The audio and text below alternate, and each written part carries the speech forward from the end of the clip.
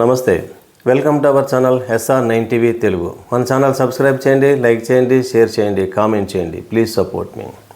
ఇప్పుడు కృష్ణానదిలో వచ్చినటువంటి వరదలకు వరదలకు రావడానికి కారణం ప్రకృతి. కానీ ఇంత అపార నష్టము, ఆస్తి నష్టము జరగడానికి గల కారణం ఎవరంటే ఇప్పుడున్నటువంటి ప్రభుత్వం, చంద్రబాబు నాయుడు గారు ప్రభుత్వం తీసుకున్నటువంటి నిర్ణయాలే దీనికి కారణము అని ప్రతిపక్ష నాయకుడు మాజీ ముఖ్యమంత్రి వైఎస్ జగన్మోహన్ రెడ్డి గారు నిన్న విమర్శించారు. ఇందులో వాస్తవం ఉందా లేదని ఆయన అంతా మొత్తం వివరించుకుంటూ వచ్చారు. ఎలా జరిగింది, ఎలా చేస్తే బాగుండేదని వివరించారు. ఆయన చెప్పిన మాటలు వింటున్నట్లయితే మనకి ఖచ్చితంగా ప్రభుత్వ వైఫల్యం ఉందని మనకు అనిపిస్తుంది. నిజమే కదా. మనకి వాతావరణ శాఖ వారు కృష్ణా పరివాహక ప్రాంతంలో విస్తారమైనటువంటి వర్షాలు కురుస్తాయి, ఎప్పుడు కురవనటువంటి భారీ స్థాయిలో వర్షాలు కురుస్తాయి, కాబట్టి తగిన చర్యలు తీసుకోమని వాతావరణ శాఖ ఎప్పుడైతే ప్రకటించిందో తదనుగుణంగా ఏర్పాట్లు చేయవలసినటువంటి అవసరం ప్రభుత్వం మీద ఉంది.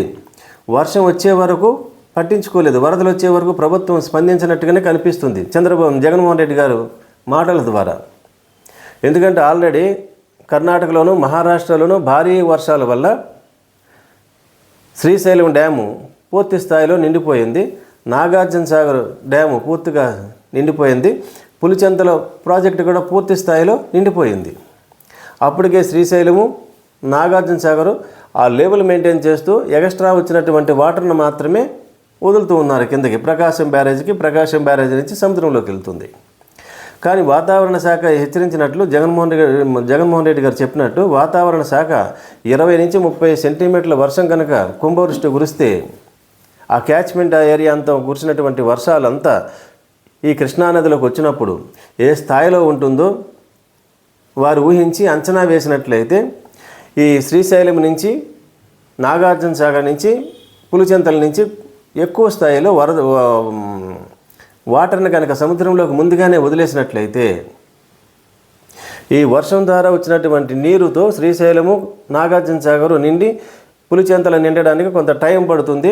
ఆ ఫ్లోని బట్టి, ఆ వస్తున్నటువంటి ఉధృతిని బట్టి ఇస్తే ప్యారలల్గా ఇంత స్థాయిలో వరద వచ్చేది కాదు అని ఆయన చెప్తున్నారు. అది నిజం అనిపిస్తుంది. అంటే వరదల మీద ఎవరికైతే అవగాహన ఉంటుందో, ఈ ఇరిగేషన్ ప్రాజెక్టుల మీద అవగాహన ఉంటుందో వారందరికీ ఇది కరెక్ట్ అనిపిస్తుంది. కానీ పార్టీల అభిమానం ఉన్నప్పుడు జగన్మోహన్ రెడ్డి గారు అలా చెప్పినా ఎక్కదనుకోండి, ఆ కోణంలో ఎవరు ఆలోచించరు. అంటే దీనికి పూర్తి బాధ్యత ఎవరంటే ఇప్పుడు చంద్రబాబు నాయుడు గారే. ఎందుకు ఇలా చేశారు అంటే ఆ వరదను కనుక ముందుగా వదిలినట్లయితే ఆయన నివాసం, ఇల్లు, గెస్ట్ హౌస్ ఎక్కడుంది, సీఎం గారు గెస్ట్ హౌస్ ఎక్కడుంది, కృష్ణా నది గర్భంలో ఉంది, కరకట్టలో ఉంది.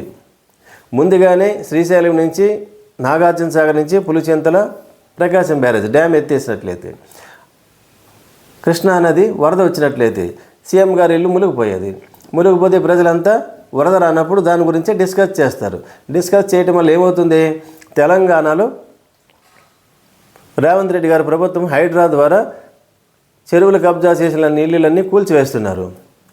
ఆంధ్ర ప్రజలు కూడా ఏం ఆలోచిస్తారు, సీఎం గారి గెస్ట్ హౌస్ని కూడా కూల్చేయాలి కదా, దాని ప్రకారంగా అయితే పడగొట్టాలి కదా, ఈ ముఖ్యమంత్రి గారు కరకట్టలో ఎందుకున్నారు అని ఆలోచన వస్తుంది. కాబట్టి ఆ వరద రాకుండా ఈ శ్రీశైలము, నాగార్జున సాగర్, పులిచెంతలో వాటర్ లెవెల్ బ్యాలెన్స్ చేశారని జగన్మోహన్ రెడ్డి గారు చెప్తున్నారు.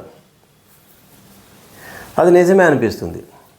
ఎందుకంటే గతంలో జగన్మోహన్ రెడ్డి గారు ముఖ్యమంత్రిగా ఉన్నప్పుడు వరద నీరు వదిలినప్పుడు చంద్రబాబు నాయుడు గారు ఇల్లుని కావాలని ముంచేస్తున్నారని ఆయన ప్రచారం చేశారు కదా. అదే ఇప్పుడు దానిని ప్రొటెక్ట్ చేసుకోవడానికి ఈ నీటినంతా డ్యాముల్లో ఆఫ్ చేయటం వల్ల అపారమైనటువంటి కుంభవృష్టి, ఊహించిన స్థాయిలో కుంభవృష్టి వర్షాలు కురవటం వల్ల వరద ఉధృతి ఒక్కసారిగా వచ్చి అందరూ చూస్తుండగానే అన్ని ప్రాంతాలు మునిగిపోయి అందరు ప్రజల యొక్క ఆస్తులు కోల్పోయారు, నష్టపోయారు, ప్రజలు ప్రాణాలు కోల్పోయారు. దానికి కారణము ప్రభుత్వ వైఫల్యం అని జగన్మోహన్ రెడ్డి గారు చెప్పారు. సీఎం గెస్ట్ హౌస్ని చుట్టూరు ఇసుక బస్తాలతో ప్రొటెక్ట్ చేస్తున్నారు. ఆయన్ని తీసుకొచ్చి అధికారులు రాత్రికి ఆ ఇల్లుని ఖాళీ చేయమన్నారు. ఆయన తీసుకొచ్చి కలెక్టర్ ఆఫీసులో పెట్టారు. రాత్రి 2 గంటల వరకు వరద పరిస్థితులను పర్యవేక్షిస్తున్న ముఖ్యమంత్రి చంద్రబాబు నాయుడు గారని వారి అనుకూలమైనటువంటి మీడియాలో కవరేజ్ ఇస్తుంది. అంటే సాక్షాత్తు వరద బాధితులు ఎప్పుడెవరు సామాన్య ప్రజలతో పాటు ఆంధ్రప్రదేశ్ ముఖ్యమంత్రి నారా చంద్రబాబు నాయుడు గారు కూడా వరద బాధితులే. ఆయన వరద బాధితుడు, ఆయన తీసుకొచ్చి కలెక్టర్ ఆఫీసులో పెట్టారు. కలెక్టర్ ఆఫీస్ నుంచి పర్యవేక్షిస్తున్నారు. ఇప్పుడు వరద బాధితులు చంద్రబాబు నాయుడు గారు అని చెప్పకుండా వరద సహాయ కార్యక్రమాలని పర్యవేక్షిస్తున్న నిరంతరము కలెక్టర్ ఆఫీసులోనే ఉండి పర్యవేక్షిస్తున్న ముఖ్యమంత్రి చంద్రబాబు నాయుడు గారని కవరేజ్ ఇస్తున్నారు. ఎంత విచిత్రమో చూడండి, ప్రకృతి ఎట్లా ఉంటుంది. సాక్షాత్తు ముఖ్యమంత్రి గారే వరద బాధితులుగా అయిపోయారు. వరద బాధితులు అయితే రాష్ట్ర పరిస్థితి ఎట్లా ఉంటుందో చూడాలి. మరి ప్రజలు ఆలోచించాలి, వాస్తవం ఏంటో ప్రజలు తెలుసుకోవాలి. అంటే దీన్ని బట్టి మనకి ప్రకృతి ఏం నేర్పుతుంది? ఒక్క కృష్ణానదే కాదు, గోదావరి పరివాహక ప్రాంతం కానీ, కృష్ణా పరివాహక ప్రాంతం కానీ, ఇంకా కొన్ని జిల్లాలో ఉన్నటువంటి చిన్న చిన్న నదులు ఉన్నాయి. ఆ నదుల చుట్టూ పరివాహక ప్రాంతంలో ఎవరైతే కబ్జా చేసి నివాసయోగ్యమైనటువంటి ఇల్లులు కట్టుకున్నారో, ఫామ్ హౌస్లు కట్టుకున్నారో అవన్నీ కూల్చివేసి ఆ నది యొక్క వైశాల్యాన్ని కనుక పెంచినట్లయితే, ఇటువంటి ప్రకృతి కనుక మన మీద కోపాన్ని ప్రదర్శించినప్పుడు, ప్రళయాన్ని సృష్టించినప్పుడు, ఆ నదుల యొక్క అలా ఉన్నట్లయితే, విశాలంగా ఉన్నట్లయితే ఎంత వర్షం వచ్చినా, ఎంత కుంభవృష్టి కురిసినా ఆ నీరంతా సముద్రంలోకి ప్రవహించడానికి అనుకూలమైనటువంటి పరిస్థితులు ఉంటాయి. అప్పుడు ఇంత స్థాయిలో వరదలు రావు, ప్రజల యొక్క ఆస్తులు ప్రాణాలు కోల్పోయేటువంటి పరిస్థితి ఉండదు. కాబట్టి చంద్రబాబు నాయుడు గారే ఆదర్శంగా తీసుకుంది తన యొక్క గెస్ట్ హౌస్ని కూల్చివేయాలి, ముందు పడగొట్టేసి ఆ నదీ గర్భంలో ఉన్నటువంటి ఆయన ఇల్లుతో పాటు అన్ని ఇళ్ళని కూడా కూల్చివేయాలి. అటువైపున ఇటువైపున రెండు వైపులో కూడా ఉన్నటువంటి ఇల్లుని కూల్చేసినట్లయితే కృష్ణానది పరివాహక ప్రాంతము ఫ్రీగా సముద్రంలోకి వెళ్ళిపోయినట్లయితే విజయవాడకు వచ్చేటువంటి వరద ఉధృతి తగ్గుతుంది. దీని ఎఫెక్ట్ ఎవరుంటుంది? ఆంధ్రప్రదేశ్ రాజధాని అమరావతి మీద కూడా ఉంటుంది. అమరావతిలో ఉన్నటువంటి వరద నీరు కూడా కృష్ణానదిలోంచే మళ్ళీ వెళ్ళాలి.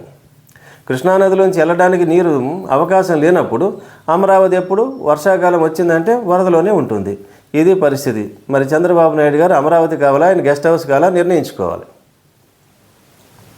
అమరావతి ఆయన కళల రాజధాని, ఆయన ఉంటున్నటువంటి నివాసము గెస్ట్ హౌసు, ఆయనకి ఇష్టమైనటువంటి గెస్ట్ హౌస్. మరి ఏది కావాలి? మీకు గెస్ట్ హౌస్ కావాలా, అమరావతి రాజధాని కావాలా? ముఖ్యమంత్రి చంద్రబాబు నాయుడు గారు మీరే ఆలోచించుకోండి, మీరే నిర్ణయం తీసుకోండి. ప్రజలు మీ నిర్ణయం కోసం ఎదురు చూస్తూ ఉన్నారు. ముఖ్యమంత్రి గారు వరద బాధితులు కాకూడదని కోరుకుందాం.